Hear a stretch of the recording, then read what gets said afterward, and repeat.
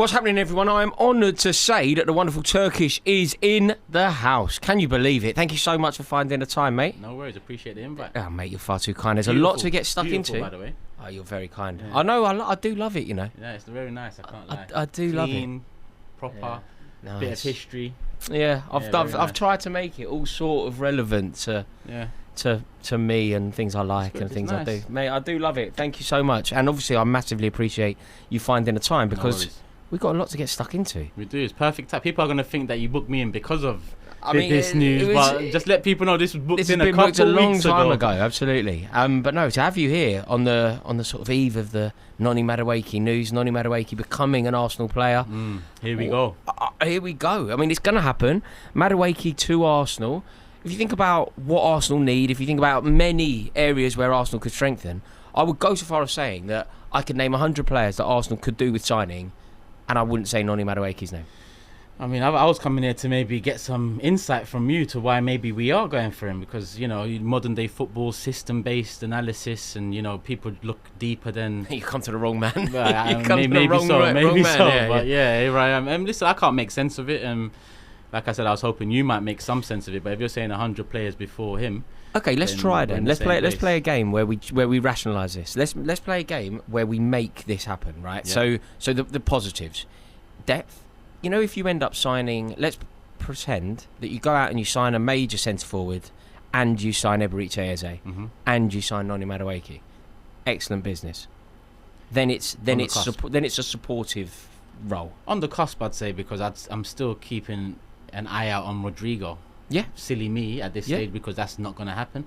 But when there's a player of that ilk, that class, that becomes available, especially in modern day football where there's not many players of that ilk, that class, you know, that have been there, done that, and, you know, he's won Champions League games, the Liga games for Real Madrid. That was the one I was really looking out for. So yes, Eze would love that signing. Gyökeres would love that signing. They are exciting signings. But the outlay on Madueke and the position that, you know, he's strongest in, it just doesn't really make sense for me when considering going into this summer. I looked at our right wing and I said, that is the strongest, by far the strongest position of the front four we need to fix. Yeah. I would have put striker, left wing and AM all ahead of a right winger, because we had Ranieri coming in for Saka last year. So that side, for me, on paper, Saka and Ranieri, it looked pretty complete going into next season. Now we've signed Madueke, and the rumours are left wing, because Arsenal don't sign 50 million pound players and put them on the bench. That's the worry, though. That's I can actually rationalise the Madueke signing. Whilst it's not what I think you need, I can rationalise it as being a good one. For example, if Arteta believes that he is developing, he's going to become a brilliant player, he's just been selected for England. If Arteta believes that he's on the right trajectory and over the next 5 years could develop into a brilliant Premier League player, then I think it's a good signing for the future, for a supportive reason. Where it becomes a bad signing is if, for some reason, Arteta has decided that he can almost redefine Noni Madueke and play him on the left in the way that he felt like he could redefine Kai Havertz and make him a midfielder. Or Calafiori. Centre back, left back. Yeah. If he's decided that Noni Madueke is your answer to the left wing... How many times has he played for Chelsea on the left? I mean, Bit part. I don't see him as that position. I don't really see him there. Yeah. It's not where, you know, when I think of his moments, when you think about what he's done good for, where it's worked, almost none of them happened over that side. He comes in on his strongest foot, which is modern day football again. I mean, it's 20 years ago, your wingers, the left outside winger was a left-footed player, right? Yeah. Fine. Different time, different styles. But yeah, it's not 50 million pounds. I'm looking at where's he going to fit in. That must be the competition for Martinelli. That must be the upgrade that we've wanted. Surely we don't now go and get Gyökeres, Eze and Rodrigo, because if we did, then I'm saying, you know, we're close to a 10-10 window here. Let's get some exits in as well. But, you know, when you see how fast we've moved for him, the outlay we've paying for him, at the same time, you know, while scrimping and saving with the main target in terms of the striker, I can't tell you what the goal is here. Now listen, last year, I mean, on the club we were sitting together, I think, when we was asked about early on, maybe a month or two in, top 10 players of the season so far. I actually put Madueke in there about 10th or 9th. Yeah, he had a very good. Would you remember that? He had that also that newsworthy day at Wolverhampton Wanderers. Remember at Molineux? Yeah. He said something. He got very gobby. But then it was fine to get Gobby if you back it up with a hat-trick, which he did. Exactly. And off the back of that, I mean, this is not the biggest statement in the world, but I remember midway through the season, talking to Matisse on the Big Six and saying, Madueke has probably been your best winger so far. That's not saying much considering Neto and Sancho, they've had peaks and troughs. He's up against Mudryk and whoever else. So I'm not completely against the player. It's the timing and what we need and the level that I believe we should be going for. That's my problem with it. Madueke as a player, decent, but we need better than decent. Also, do you know what he is? He isn't a player for today. What Arsenal are, it feels like, when you finish second 3 years in a row, what you are on the cusp of something special. You are knocking on the door. You're a couple of tweaks and a couple of clever manoeuvres away from winning the title.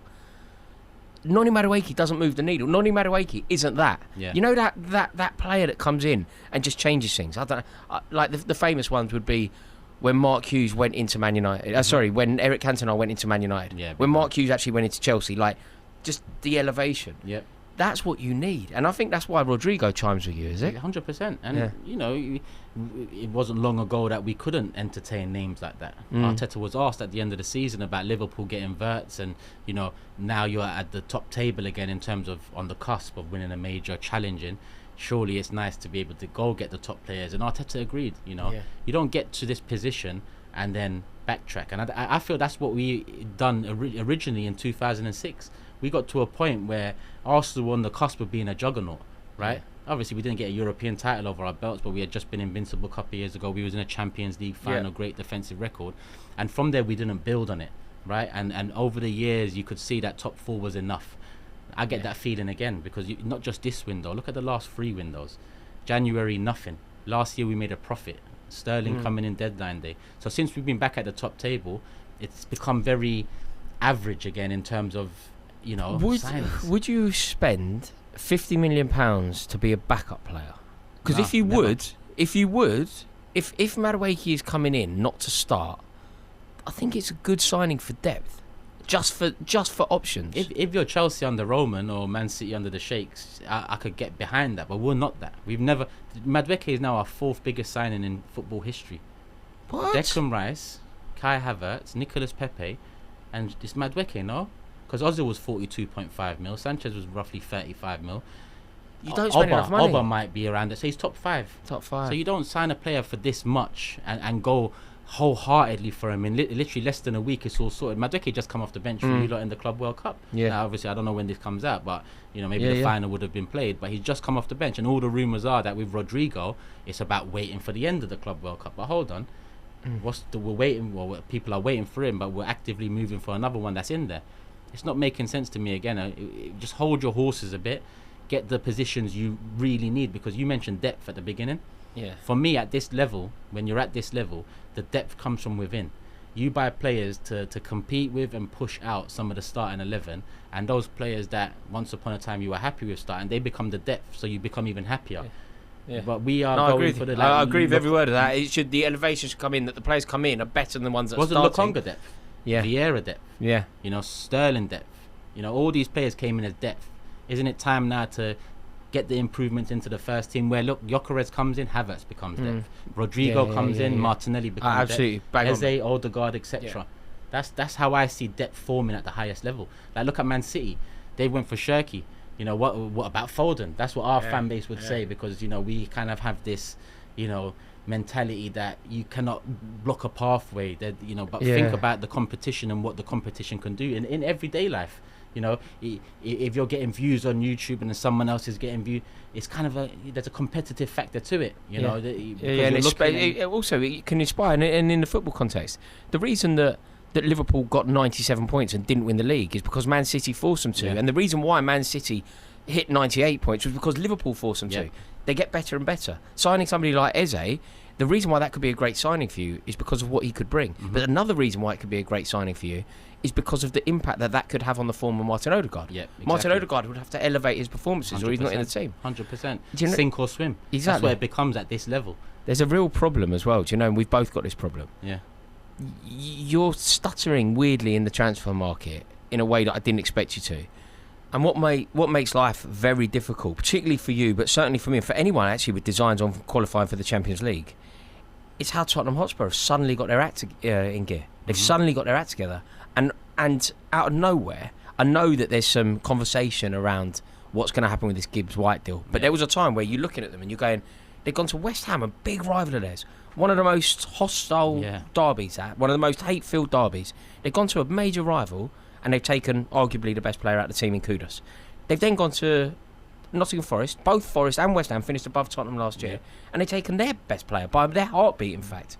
Whether that one's going to get over the line, we'll see. But it's the actions that matter. Exactly, it's the statement that is made. Even if that one doesn't happen, you can see that Tottenham are relentless and they have an idea. Yeah, because apparently it was Eze for them, and then it seems that Eze's eyes are, looking at the red side of North London, so they quickly move on, and they've got Thomas Frank in, a manager that had not only brought Brentford up and made them a mainstay, he's had to deal with big players leaving and then reinventing the side a little bit. So they've got a more than capable manager that stepped in now. On top of that, 2 signings that, if you ask me, Rory, Madueke or Morgan Gibbs-White, I'm picking Morgan. I know they're different players. I'm picking Morgan Gibbs-White. Yeah, if you could only sign one of those players, Madueke or Kudus. I'm picking Kudus. Both footed. He can play across the front three. We've seen it. So, here we are, Arsenal on the cusp. Second place finishes 3 years in a row.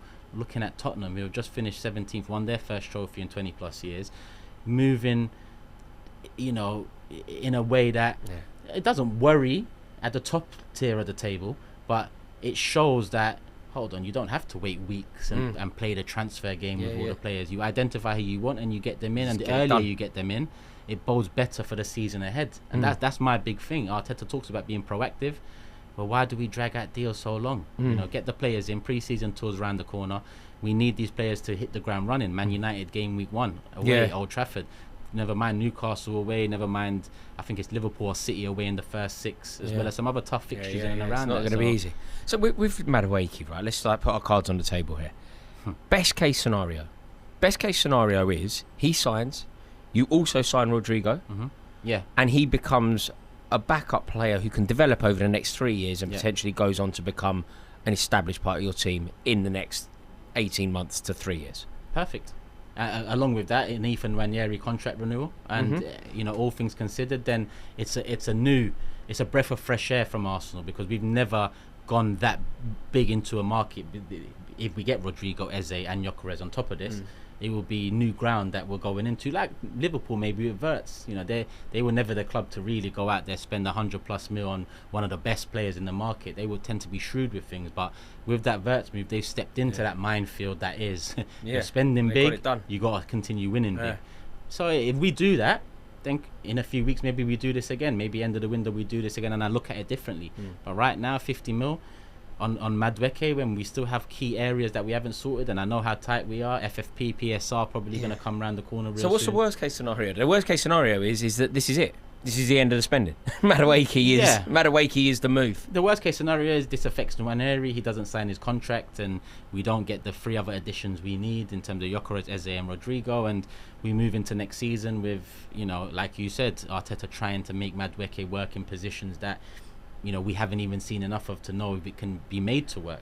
It's weird. It's a really weird it's signing. It's juggling at the So moment. funny, isn't it? Does it bother you? Like, obviously, there's a track record that goes right the way back to William Gallas, I think. Probably the first one that didn't work, the first high-profile that I can think of that didn't work. Like, going the other way, we've had some good players. David Rocastle came to Chelsea. He was excellent for us the year that we got to the semi-final of the Cup Winners' Cup. But going in the direction from west to north, you're looking at Gallas, didn't work. Certainly didn't work to the level that you thought it would, and his iconic moment was crying at St Andrews. I remember when that deal happened at the time. A lot of my mates, Arsenal fans, a lot of them were saying that they won the deal because we gave you £5 million as well. And do you know what they would say? How they justify it? Gael Clichy's better. And at the time, Gallas had a bit of a reputation. Good player. I mean, good player. Really good player. He ruined it in the end by going everywhere. That man does not care. He does not care. He does not respect rivalry. At the time, I remember as well, we would cope with what happened. But in hindsight, the best left back in English football history in Ashley Cole, and Gallas, like you said, ended with tears. And then obviously Cech and William and David Luiz, and like the list goes on and on. And obviously we got Fabregas. Does that impact I know this is a ridiculous question because every footballer is an individual and should be treated as such. But does the relationship with Chelsea and the track record of signing players from Chelsea, does it unfairly hamper the way Arsenal fans Arsenal fans feel about Madueke? Because it's unfair. But no, 100%. This is nothing against Noni, by the way. I don't agree with any of the abuse, any of the targeting towards him, because at the end of the day, it's the club. Yeah. That's what it is. I came to terms with this a long time ago. Again, I could digress a little bit, but when Walcott came in, was given the 14, and then he needed time, but it just never hit those heights. I was always like, what are we doing with Walcott still here? Yeah. But one day I had to turn around and say, hold on, he doesn't put his hand up and say, I demand this. You need to start me. You need to pay me. Or, the club are doing these things. Why are the club doing these things? Because it's getting us top 4. Yeah. So with Noni, it's nothing against him. I'm looking at the club again, and it's unfair ground because he's got a lot of pressure on him now. Not just because he's Chelsea, but because of the fee and because of what you might do with this money after. I wouldn't be surprised if Rodrigo ends up at Liverpool, City, or Chelsea. And either way, there's, if it's Chelsea, we've part funded that. If it's Liverpool or City, they've taken an extra step away from us. So I mean, going back to worst case scenarios, that would be added to the list as well. But it's nothing against Noni. I think, like I said, that's why I mentioned on the club early on in the season, I identified him as one of the better players I've seen early on. For Chelsea, I said probably been your best winger. Not saying much, but in my opinion, that was midway through the season. So as a player, decent, but I think Martinelli's decent. I think Trossard's decent. Trossard's a different level to a Madueke. So it's just not making sense at this moment in time, and I don't think that Arsenal will go and get Eze, Rodrigo, Gyökeres to make it make sense at the end. So nothing against Noni. The dealing with Chelsea, we should just stop immediately. Just delete, delete the number, delete because it's just something that it just doesn't bode well. Even if the players that have made that move over the years are justification for it, put that aside for a second.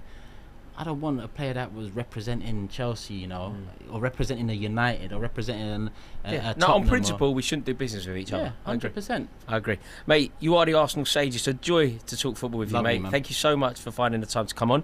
The link to Turkish's YouTube channel is in the description below, so make sure that you go and subscribe over there. There's loads of good content, and I'm sure that you'll enjoy it.